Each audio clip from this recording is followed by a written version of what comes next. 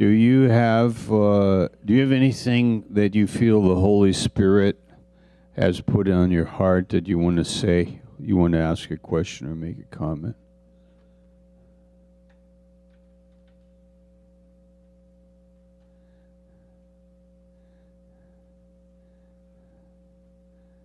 Okay. You don't have confidence that the Holy Spirit has been with you while you've been talking just now? Is that more like Job's 3 counselors? Okay, Pastor Stan.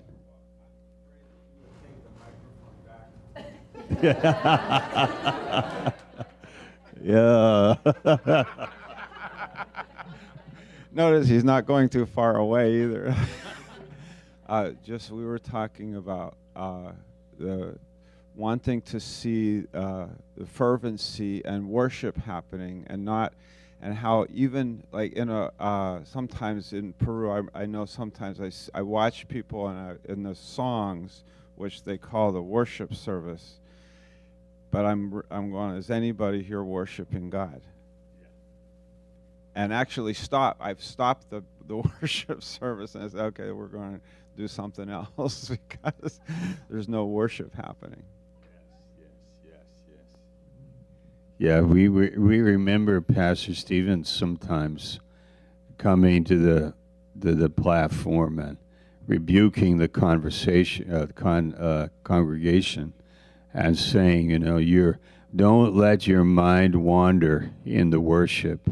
Put your heart and mind on Christ and the words and worship God, I rebuke it. Your minds are wandering and you're not focusing on worship. So he rebuked, and this is the end of Titus chapter 2. He rebuked the congregation, taking authority in the congregation to lead them in God consciousness. Another thing we have in our churches, there's a lot of noise at the beginning sometimes, and also carelessness. People come into the church and they can be just casual and very careless. Also the way they dress, and this whole thing that needs to be addressed. And that was fun to see Pastor do that, have the liberty to do that, have the authority in Christ to do it, have the wisdom to do it.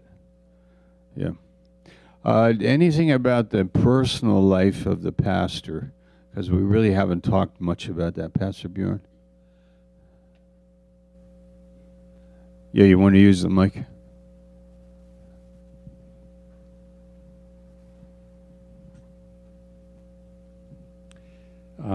We were discussing with my wife about the last things that you said about the pressure on the leader and the pastor of the church, and especially I'm speaking from the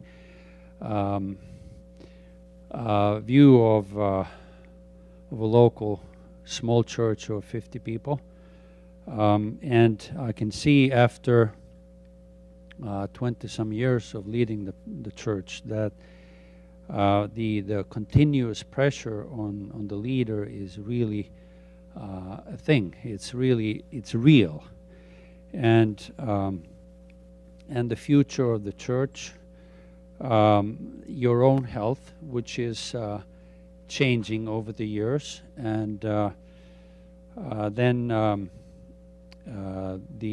the relationship with your family, and you think about the years that you have used in a certain way, and you think, maybe could I have used more time with my own family if there is problems with the family members in their own personal lives, and the time that you have to use, because it's only 24 hours that we have, each of us. Then is the pastor also working outside of the church, which is a big thing in a small church, because the church is not necessarily able to support the pastor.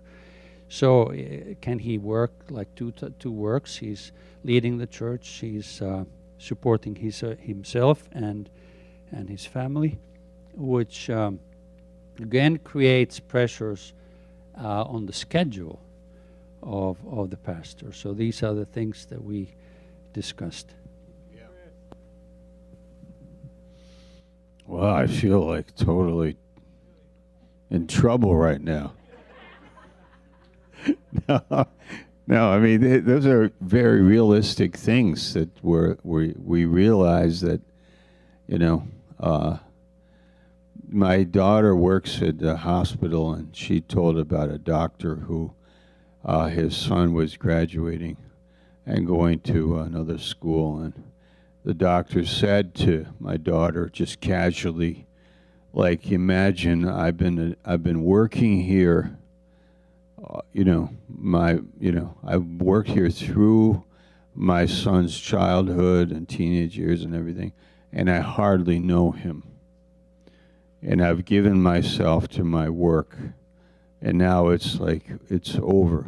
He's going to move away and go to another school, and it's over, So prioritizing and deciding, and sometimes the sacrifice we make, we have to wait. Well, Jesus said it this way, Luke 14, he said, you count the cost. Like you count it. I made a calculation when I decided to do this, I would lose. I knew what I would lose.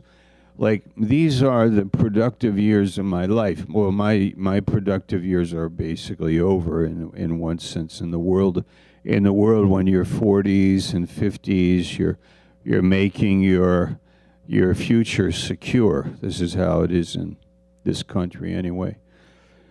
But I didn't do that. I don't have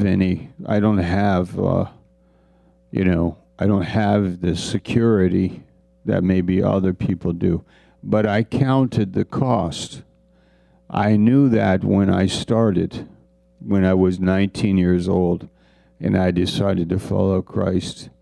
Then I made that decision then, and I'm 62 now.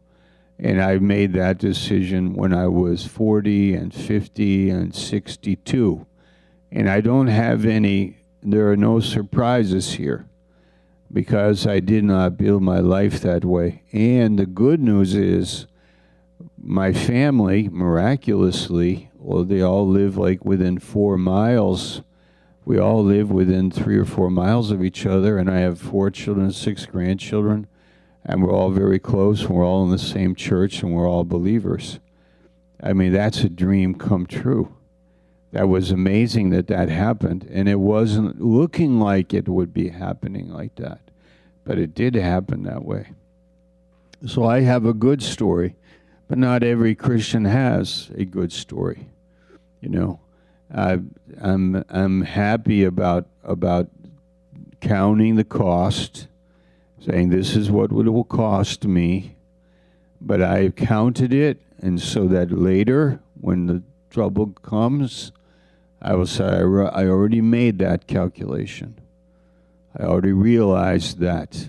And if 10 years from now, I'm like not doing so well, and I'm, my living is at a place where, I could say, if only, if I had done this or if I had done that, I could do it. But I stay away from this word, I don't have this word is the word that kills people, regret.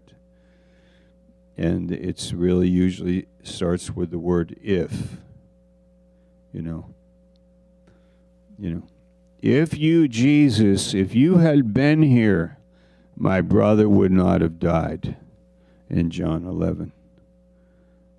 And I don't live in it. I don't teach my family that word. I say you cannot, don't say that. It goes nowhere. If I had done this or if I had done that, the regret is like zero benefit. It gets you nowhere. It changes nothing. So people must learn to live like that, and a pastor has to also make his calculation, counting the cost, and realizing I could lose everything. I could lose my family, I could lose my health, I could lose my future, I could lose my security, I could lose everything. I have counted the cost, and I've said yes to God. If I lose everything, that's your business. And this is, Job 13:15. If he slay me, yet I will trust him. Because the way that we have decided to live is Proverbs 3:5. Trust in the Lord with all thine heart. In all your ways acknowledge him. He will direct your path. Even if he makes your bed in hell, Psalm 139, even if you have very dark nights, this is a mystery in this world, and it is the mystery of suffering. And there are many godly, amazing people who have suffered a lot in their lives because of following Christ. So that's very possible. But what is the point is the love. And this is what we all want to know. And God is love. And that's what I want to gain in my life eventually. It doesn't mean that, like what Pastor Bjorn is saying, these practical things that we can talk about and consider them. That's a part of this class, and we want to recognize that. That's really relates to our subject. Okay, anything else? Okay, the personal life. I don't know if let's go there. How about if let's see, we've got 30 minutes. Okay. Turn to 1 Timothy chapter 4. I'll give you a text here to 1 Timothy 4.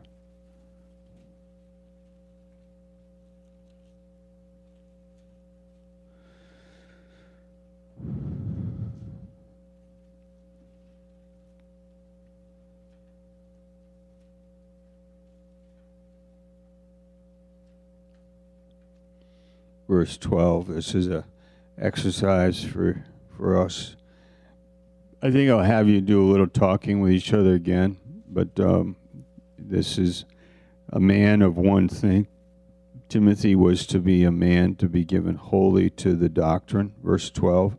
Let no man despise your youth, but be an example of the believers. In what? In word. Anybody know what that means? Be an example of believers in word.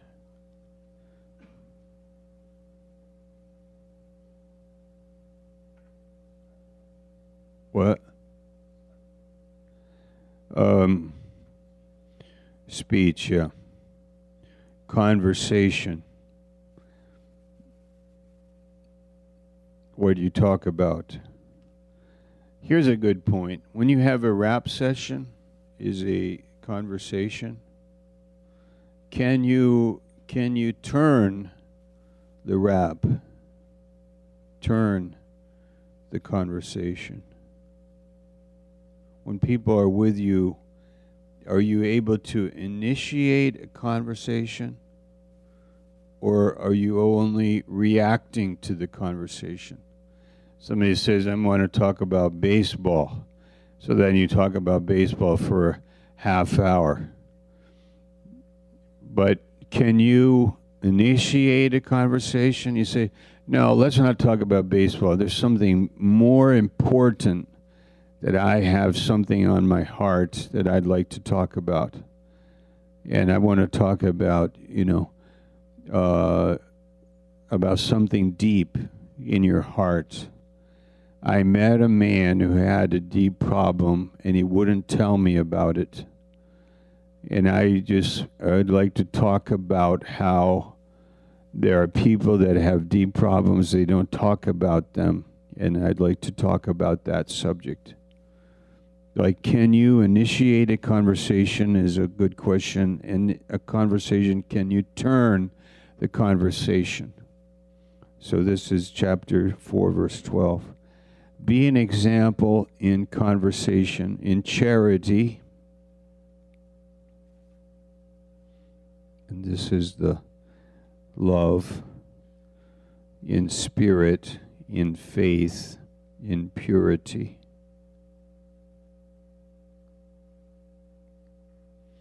Till I come, give attention to reading. Really, the only things that they were reading at that time were the scriptures. I don't think Timothy would be reading Plato or Homer, the Greek classics, but he would be reading the Word. They read also, in ancient times when they read out loud. Reading silently like the way we do is more of a modern thing. But they read out loud. Reading the Bible out loud. Give attention to exhortation, to doctrine. Neglect not the gift that is in you, verse 14, which was given you by the prophecy with the laying on of the hands of the presbytery. Here we have an interesting point. Could anybody explain to me what they feel that means, verse 14?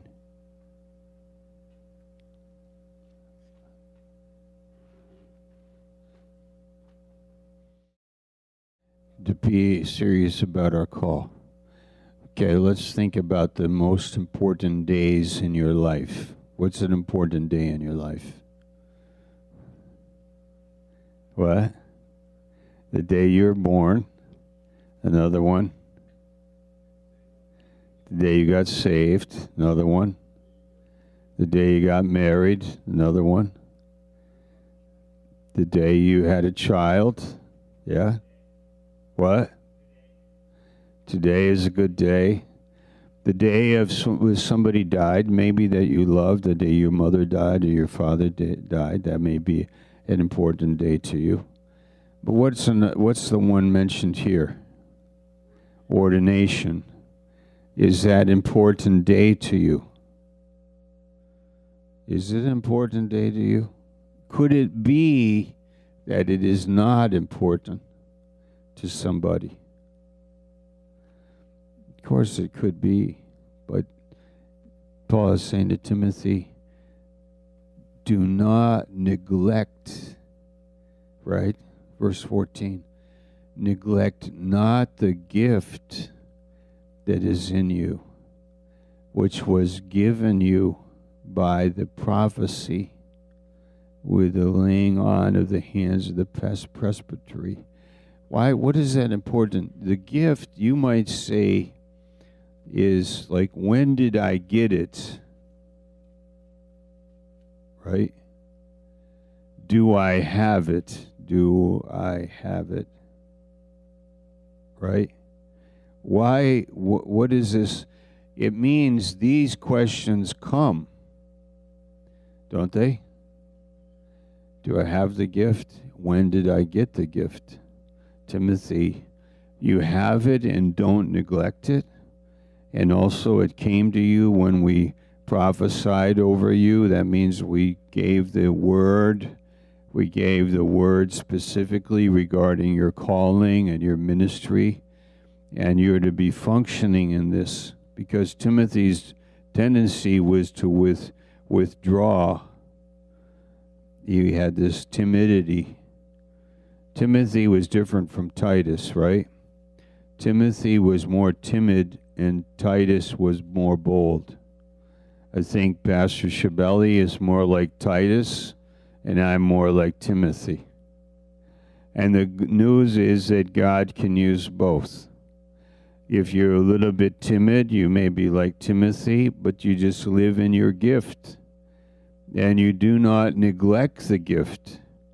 You might say, oh, let Titus do it. Well, Titus can do it, and he's like a soldier, and he's not that sensitive, and he's very bold and confident, and he can get things done. But not everybody is like Titus. Some people are like Timothy, and Timothy needs the encouragement. How many epistles were written to Titus? 1. How many to Timothy? 2. Okay. So verse 15. Meditate upon these things. Where is your mind at? You are to meditate upon these things. What does that mean? Meditation. Meditate upon these things. You're to think about them often. You're to relate to yourself this way. You're to be meditating on them. How much do you meditate? Let's talk about meditation for a second. How do you meditate? Talk to your neighbor and ask them that question. How do you meditate? How do you?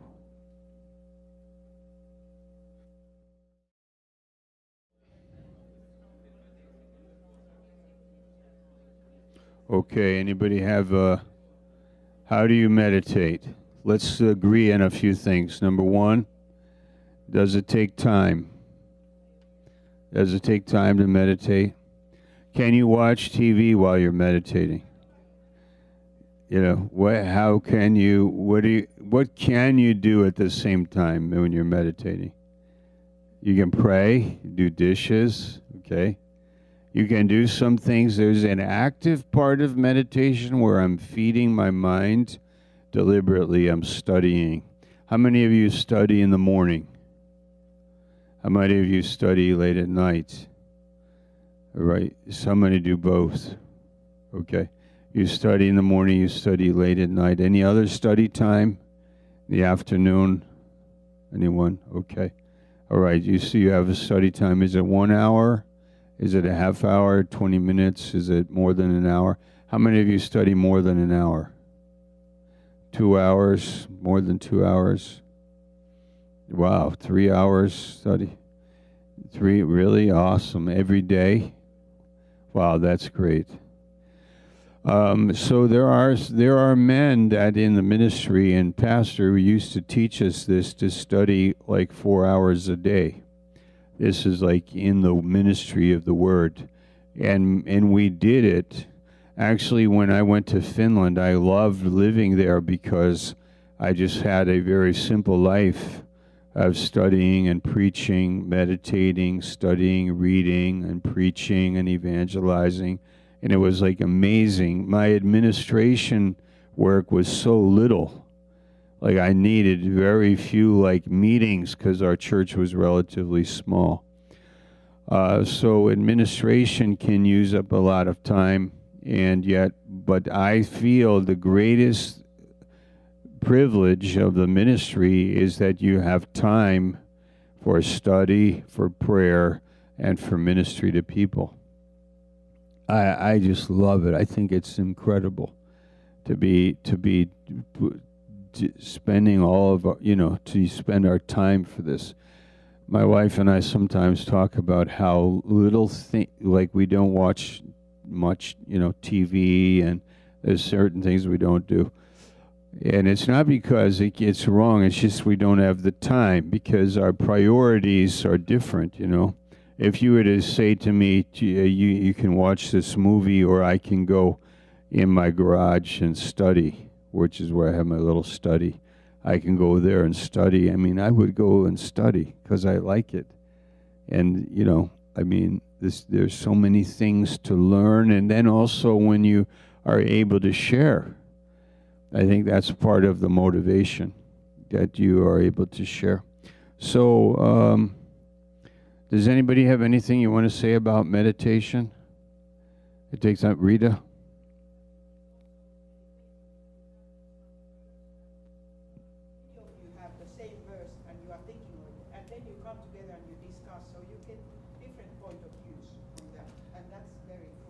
Wow, that's beautiful. You have a fellowship. You all take the same text, the same portion. You come together. You share it. It's Malachi 3:16. It's recorded in a book. We that fear him, and we talk often one to another of what God is giving to us in our hearts. Do you have a personal vision in regards to what you want to learn? Pastor Tero, do you have a personal vision as to what you want to learn? Yes, I do.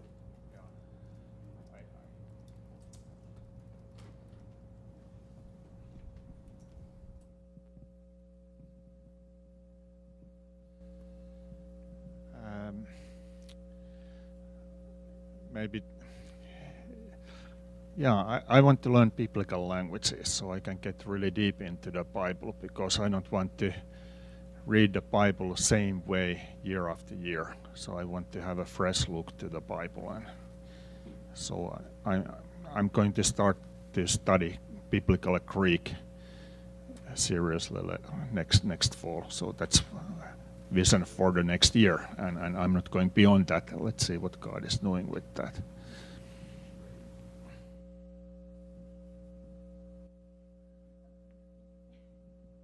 Okay. Somebody else? Do you have a personal vision on what you want to learn?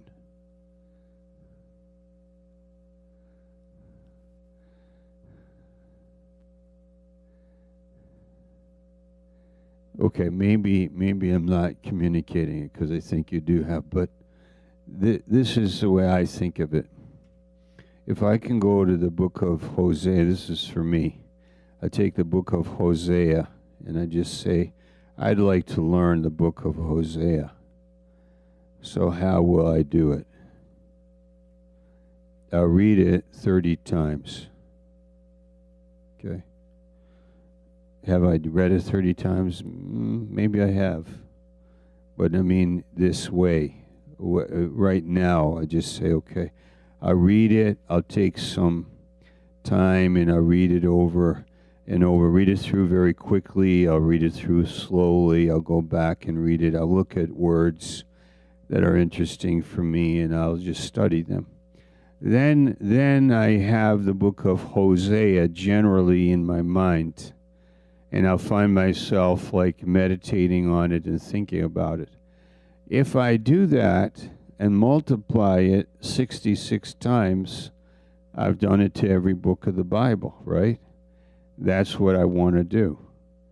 That's my way of thinking. Actually, sometimes I say to my child or grandchild, just turn in the Bible anywhere you want to, and then just tell me where it is. And then maybe then I will tell you what the chapter is about. If I can know the Bible that way, that's like something I think is good for me and also the people that are with me. So do I have a personal vision for what I want to learn? I actually do. I don't know where it comes from, but you probably have something like that in your heart. And if you don't have, God can give it to you. Another thing that I think is useful in our meditation is prayer. And just say to God in your prayer, God, this is a question. I don't know the answer to the question, but this is just a question. If I was to kneel down, I'm a simple man, right? Like I'm a believer in like men off the street coming to Christ and being passionate and spirit-filled and very useful. And that man, if he kneels down and he's quiet before God, and he says, God, where do you want me to read in the Bible? Could God say to the man, Deuteronomy 28? Could he say to the man, 1 Thessalonians chapter 5? And when I have done this in my life, I've gotten excited turning to 1 Thessalonians chapter 5 and thinking, maybe God told me to read this. That in itself is incredible. I can't say that he has told me to do that, but I have used it as a method of being motivated in my study and my meditation. That I read the chapter and I'm reading it, I'm thinking, maybe God is telling me to read this. And as I read it, I make little notes of it and I think about it. If I did that in the morning, and it was 1 Thessalonians 5, and I read it once or twice, and then I said again at night, Lord, where would you like me to read? And I'm just quiet before him, and something comes to my mind. I'm not saying it is God, but it helps me think about this whole idea that God does talk to us. And he says Psalm 87. So I turn to Psalm 87 and I just read it through and I go to sleep. And I have it in the back of my mind. Like, this means that I have in my heart a personal sense of direction in my preparation, in my study. And I'm not doing it so that I will be a pastor. I'm doing it because in my heart, I would love the Bible to speak to my heart, because we are told that man is not to live by bread only, but he's to live by the words that comes from God's mouth. So this is important. So go back to 1 Timothy 4, and we will. And I agree with Pastor Tero's ambition, godly ambition, desire to learn the Hebrew and the Greek. That's like a great, that could be so awesome to read the New Testament in Greek. I've always thought, I'd love to do that. That would be awesome to be able to do that. But I have never succeeded in doing it, and maybe there is a time when I will. I don't know. I just would need God to help me with that and do that. And of course He can. Verse 15. Meditate upon these things. Give yourself wholly to them. Do you see that portion? Give yourself wholly to them. There are people that give themselves wholly to other things. They give themselves wholly to windsurfing, wholly to basketball, wholly to the university. They give themselves wholly to their girlfriend or to their boyfriend or to their business or to their friends. But we give ourselves wholly to these words. We give ourselves wholly to what we are meditating upon and believing, that your profiting may appear to all. And here we could end, I think. Your profiting appears to all. What is fascinating about you? This is a good question. Ask your neighbor. What is fascinating about you? Okay. Why would I want to be like you? Why would I like to be like you?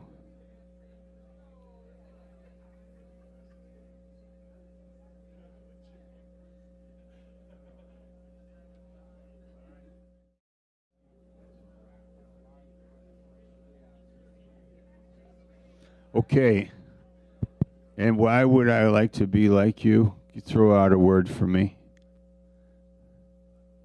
You're godly. Faith, you believe. Fervency, passion, fervency, joy. I would like to be. I remember when I started the Christian life, I met this young guy, and he was just a young guy that was filled with joy. And then another man came to teach the Bible, and he was just totally different. And I thought, I don't want to be like him. And he's just teaching the Bible, like he's doing this thing, and it's like, I don't want to be here. I want to learn the Bible, but I don't want to learn it from him.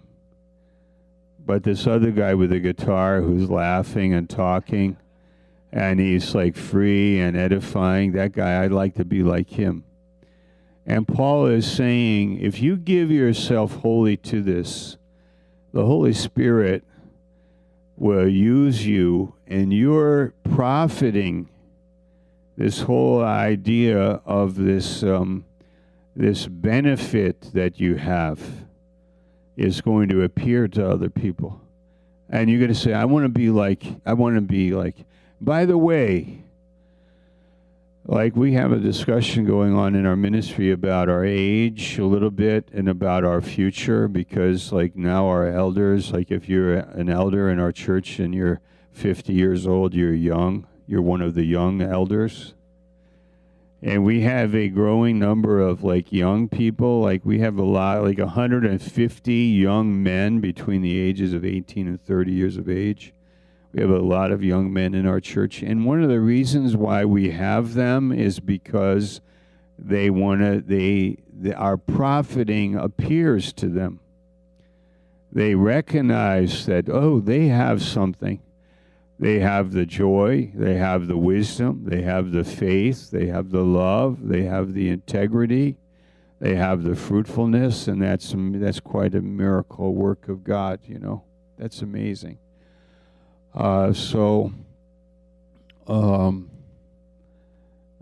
We have to be thinking of a church. You know, my mother's church, she's a Methodist. My mother's a Methodist, and she's 92 years old today. I mean, now, this year's she's going in her 93rd year. Anyway, her church is dying out. And back some years ago, she was 88 years old, and she said to me, in our church now, which is reduced to 7 people, I'm the youngest member. And she was 88. And I told her she could start a youth ministry.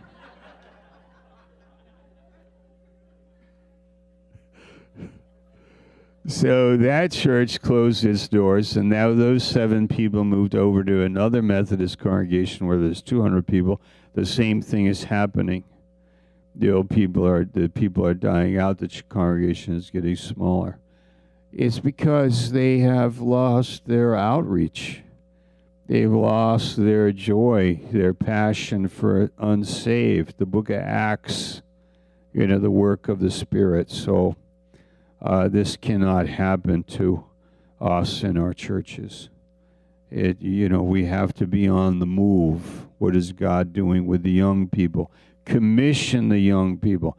Tell the young people to go plant churches, do Bible studies, give them responsibility. They will enjoy it. They will do better than you or I will ever do. You are not, you commission them, pray for them, and send them out. So that's another.